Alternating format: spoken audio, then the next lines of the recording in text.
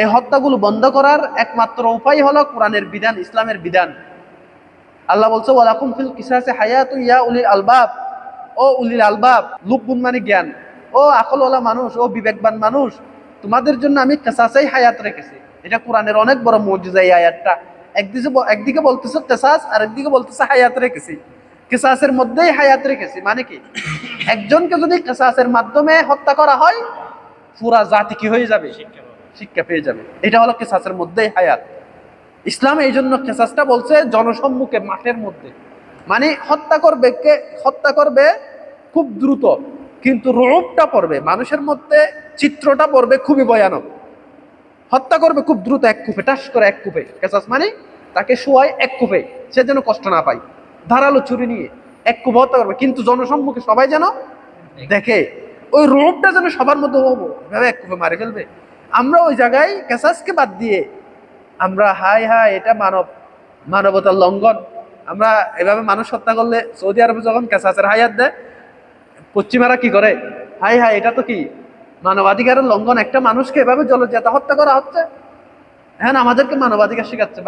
বাংলাদেশে ঢাকার মধ্যে নাকি জাতীয় সংঘ মানবাধিকার কি করবে, অফিস করবে। সম্পদ বন্টনের ক্ষেত্রে ইসলামের বিধান বাংলাদেশে প্রযোজ্য আছে, তো কেসাসের বিধান তো নিত, তাইলে পুরা জাতির জন্য কল্যাণ হতো। শুধু একটা হত্যার যদি বিচার হতো, তনু হত্যা হয়েছে, মাগুরার আসিয়া হত্যা হয়েছে, দর্শনের মাধ্যমে হত্যা হয়েছে, নিজের দুলাভাই দর্শন করে হত্যা করছে। এরপরে ময়না হত্যা হয়েছে, এক একটা আইনজীবী সাইফুল হত্যা হয়েছে, কোনো হত্যার বিচার এখনো হয় নাই। Under process, long under process. ইসলাম বলছে কোনো প্রসেস নেই, হত্যা প্রমাণিত হয়েছে, জনসম্মুখে এসে তাকে হত্যা করো। আমরা ওটা বাদ দিয়ে বিভিন্ন আইনজীবী, আদালত, লেঙ্গারিং করতে করতে করতে করতে সে সার পেয়ে যায়, প্রতিদিন আবার হত্যা সংগঠিত হয়। কিয়ামতের আগে আগে হত্যা বেড়ে যাবে। যাকে হত্যা করা হয়েছে সে বুঝতে পারবে না কেন হত্যা করা হয়েছে, আর যে হত্যা করেছে সেও বুঝতে পারবে না, হাই হাই আমি কি করে ফেললাম। তাই আমাদেরকে খুবই সতর্ক রাখতে হবে, আমাদের ভাই ব্রাদারকে সতর্ক রাখতে হবে যেন আত্মহত্যা না করে, কাউকে হত্যা না করে। এমনকি এত ছোট ছোট বিষয়, রেজাল্ট খারাপ হয়েছে, ফেল করছে, আত্মহত্যা, কোনো নলেজ নেই, পারিবারিক শিক্ষা নেই, পরিবারের তালিম চলতো, আত্মহত্যা কত বড় মহাপাপ। এটা যদি বাপ মা তাকে মাথার মধ্যে এটা ঢুকাই দিতে পারতো, এই যে ফাতর মারি ফেললো, পশুর মতো, মানে ফাঁকির মতো ফাতর মারি ফেলতো না কিছুদিন আগে, ছাতা দিচ্ছে না এই জন্য দেশে কিভাবে। এখানে কোরআনের সমাধান, মূল কথাটা, ওয়া ইয়াকুতুল মুমিনাম মুতাআম্মিদান, যে কতল করবে, কতল মানে কতল করবে, আমাদের বাংলা ভাষায় বলে কতল করা, এটা আরবি শব্দ। কতালা ইয়াকতুলু, হত্যা করা।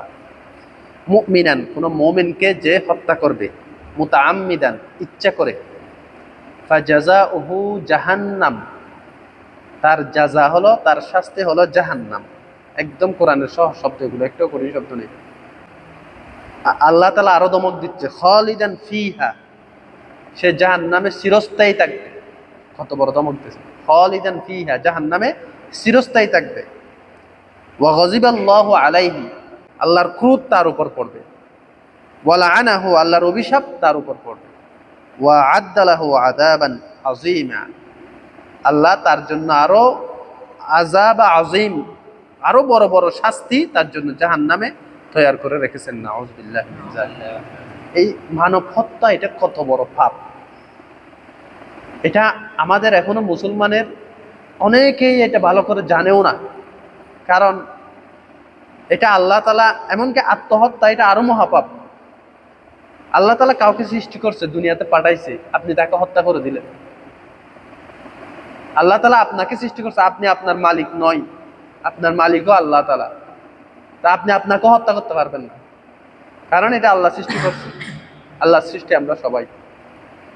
একজনের ছেলে মেয়ে একে যেরকম হত্যা করলে বাপ মায়ের কি খারাপ লাগে না, এর চেয়েও হাজার গুণ খারাপ লাগে আল্লাহ সৃষ্টি করছে যে বান্দাকে, ওই বান্দাকে কেউ হত্যা করলে। এই জন্য আল্লাহ এখানে কঠিন ওয়াইদ, কঠিন দমক দিছে। যে ইচ্ছা করে মানুষ হত্যা করবে তার হবে জাহান্নাম, তার শাস্তি, এবং চিরস্থায়ী জাহান্নামী। মুফাসসিরিন একরাম বললেন, চিরস্থায়ী জাহান্নামী কেন বললো, অথচ চিরস্থায়ী জাহান্নামী হলো কাফেররা। মোমেন একদিন হলো সে জান্নাতে যাবে, যার ইমান আছে, লা ইলাহা ইল্লাল্লাহ মুহাম্মাদুর রাসূলুল্লাহ, যে বিশ্বাস করছে। কিন্তু এখানে আল্লাহ তাআলা কোরআনে বলতেছে খালিদান ফিহা, চিরস্থায়ী থাকবে জাহান্নামে। তো মুফাসসিরিন একরাম বলছে এটা আল্লাহ তাআলা এত রাগান্বিত, এত এত তার উপর অভিশাপ, সে কেন মানব হত্যা করলো? সে ওই কাফেরের খাতারে পৌঁছে গেল, কাফের যে চিরস্থায়ী জাহান্নামে হবে তাদের কাতারে পৌঁছে গেল। হ্যাঁ, তার ঈমান আছে, আল্লাহ হয়তো অনেক লম্বা সময় জাহান্নামে থাকার পরে তার উপর হয়তো আল্লাহ ঈমানের কারণে জাহান্নাম থেকে উঠতে পারে, ওই কাফেরকে স্থায়ীভাবে রেখে দিবে। কিন্তু তাকে খালিদান ফিহা থেকে মুফাসসিরিন একরাম বলল অনেক লম্বা সময়, অনেক লম্বা সময় তাকে জাহান্নামে থাকতে হবে। একদিন থাকা যাবে আগুনের ভিতর। মানুষ যদি কোরআনের এই আয়াত তার অন্তরে থাকতো, বিশ্বাস থাকতো, কোনোদিন একজন আরেকজনকে হত্যা করতে পারতো না। এরকম অসংখ্য আয়াত কোরআনের মধ্যে দিয়েছে, অসংখ্য আয়াত। অন্য আয়াতে আল্লাহ তাআলা বললেন মিন আজলি যালিকা কাতাবনা আলা বানি ইসরাঈল আন্নাহু মান কাতালা নাফসান বিগাইরি নাফসিন আও ফাসাদিন ফিল আরদি ফাকাআন্নামা কাতালান নাসা জামিআ। এর আগে একটা ঘটনা বর্ণনা করছে আল্লাহ তাআলা, কাবিল এবং হাবিলের ঘটনা, আদমের দুই সন্তান। ওখানে কাবিল হাবিলকে হত্যা করেছিল। এই ঘটনাটা এর আগের পৃষ্ঠায় সূরা মাইদার মধ্যে আল্লাহ বর্ণনা করছে। এইটা ঘটনা, এটা বর্ণনা করে আল্লাহ তাআলা বলতেছেন এজন্য আমি বনি ইসরাইলের উপর এটা নিয়ম করে দিলাম যে মান কতালা নাফসান বেগাইরে নফস, যে কোন নফসকে কতল করবে বেগাইরে নফস, অন্য কোন নফস ব্যতীত, অর্থাৎ কেসাস ব্যতীত।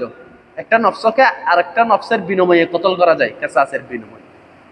যদি কেসাস ছাড়া কেউ কাউকে কতল করে, আও ফাসাদিন ফিল আরদ, অথবা ফাসাদের জমিনের মধ্যে ফসাদ করার জন্য যদি এই কাজটা করে, ফাকান্নামা কতালান নাসা জামিয়া, সে জামিয়া সব মানুষকে হত্যা করলো, পুরো মানবতাকে হত্যা করলো। কত কঠিন দিছে জানেন আল্লাহ তাআলা। ওয়ামান আহইয়াহা, যে কোনো মানুষকে জীবদান করলো, জীবন দান করলো, বা মানে তাকে হত্যা না করে তাকে ছেড়ে দিল, ফাকান্নামা আহইয়ান নাস জামিয়া, সে যেন সব মানবকে জীবিত করলো, সব মানবকে সে যেন রক্ষা দিল। কত বড় উপমা দিল আল্লাহ তাআলা।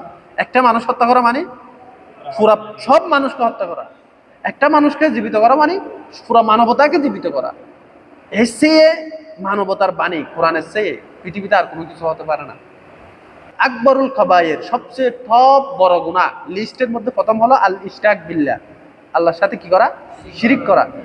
2 নম্বরে অনেক হাদিসে এসেছে কতলুন নফস, মানব হত্যা করা, কোনো কাউকে হত্যা করা। শিরিকের পরে সবচেয়ে বড় গুনাহ। কোরআনে এই জন্য আল্লাহ তাআলা বলল ওয়াল্লাযীনা লা ইয়াদউনা মা'আল্লাহি ইলাহান আখার ওয়া লা ইয়াকতুলুনা আন-নাফসাল্লাতী হারামাল্লাহু ইল্লা বিল হক ওয়া লা ইয়াজনুন, সূরা ফুরকানে কয় যারা আল্লাহর সাথে কাউকে শরীক করে নাই এবং কাউকে হত্যা করে নাই তাদের জন্য জান্নাত। আল্লাহ শরীকের সাথেই হত্যাকে, মানে বড় পাপের মধ্যে আল্লাহ শরীকের সাথে শিরিকের পরে সবচেয়ে বড় পাপ কি? হত্যা করা। মার চাচা মিলে মেয়েকে যৌথভাবে হত্যা করেছে, কিসের জন্য? পরকীয়া ডাকার জন্য। মানুষের কত নিকৃষ্ট পর্যায়ে মানুষ পৌঁছে গেছে। এই জন্য বর্তমানে ছেলে মেয়েদেরকেও সতর্ক থাকতে হয়। পরকীয়া এমন মহামারী রূপ হয়ে গেছে। বিয়ে করেন, একাধিক বিয়ে করেন, বউ একটা না বুঝাইলে, স্ত্রীদের না বুঝাইলে জামাইকে কল করে সৌদিয়া থেকে নিয়ে আসেন। পরকীয়া জড়াবেন না। পরকীয়া জড়ালে এ ধরনের বড় বড় হত্যাগুলো ওখান থেকে কি হয়ে গেছে হত্যা। আপনার ছেলে মেয়ে জেনে ফেললেও আপনার ব্যাপারে, তা আপনি ছেলে মেয়ের সামনে কিভাবে মুখ দেখাবেন?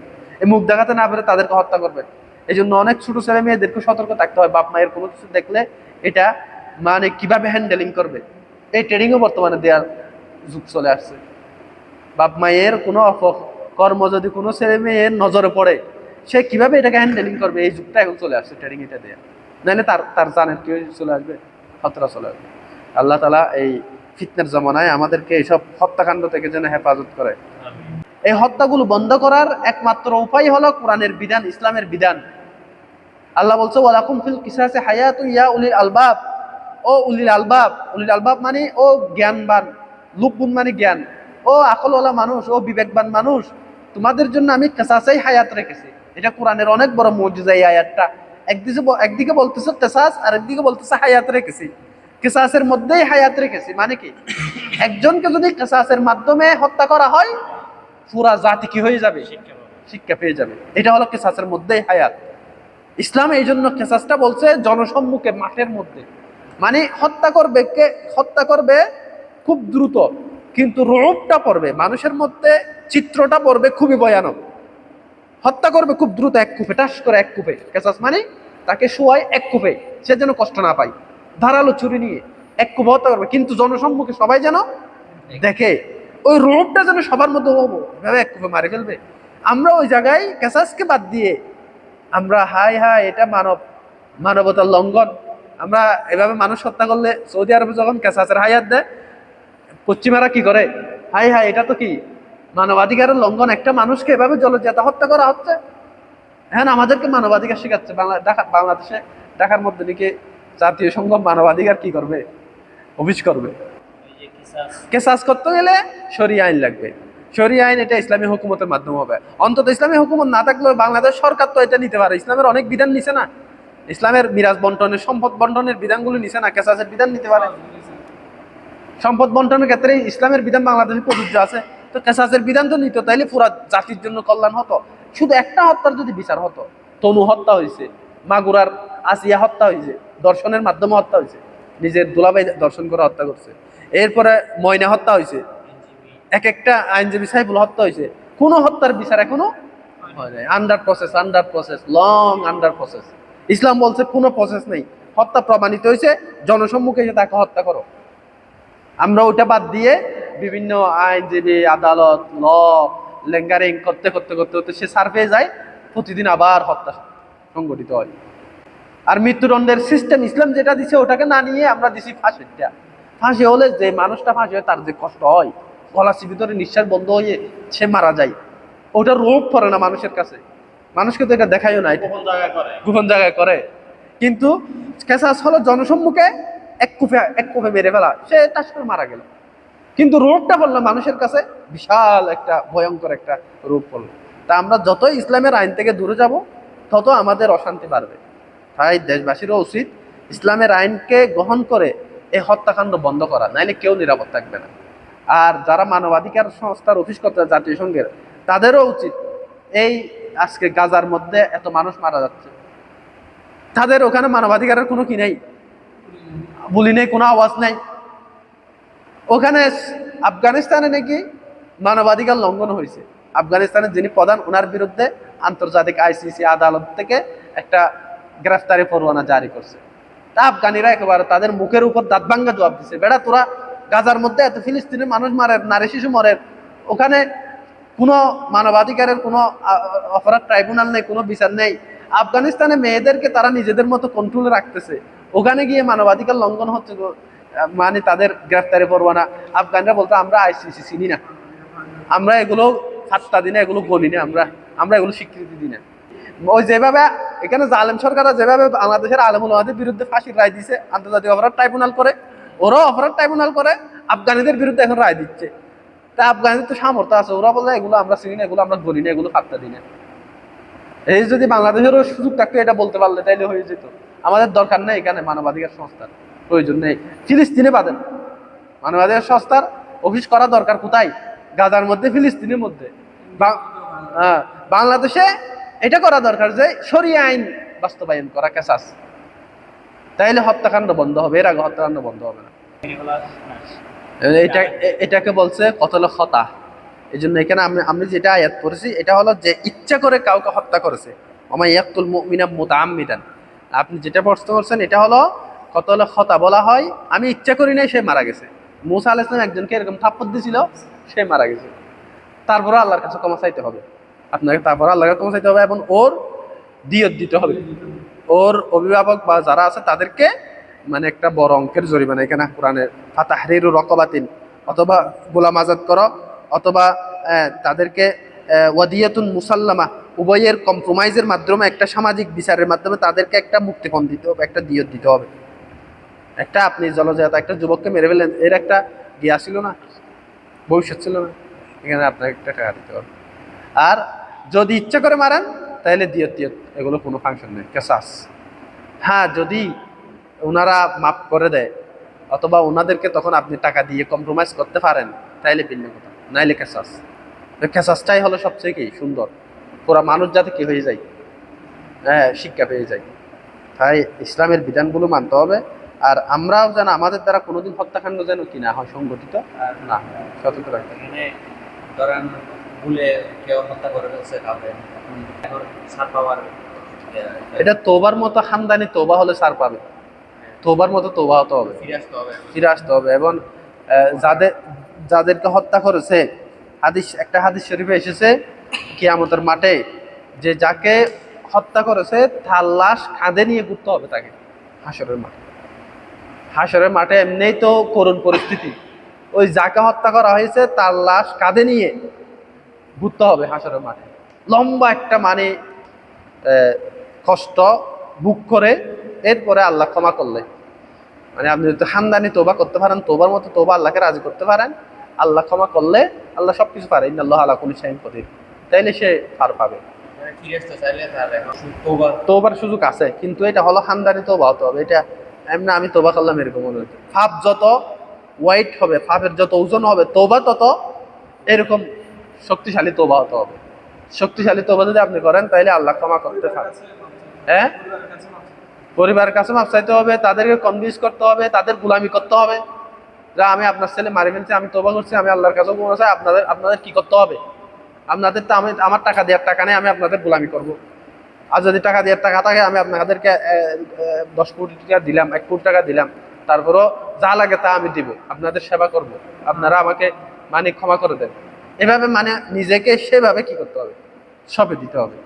এগুলো শয়তান মানুষের মাথায় গিয়ে এমনভাবে পরিচিত করে যেন হত্যা করো।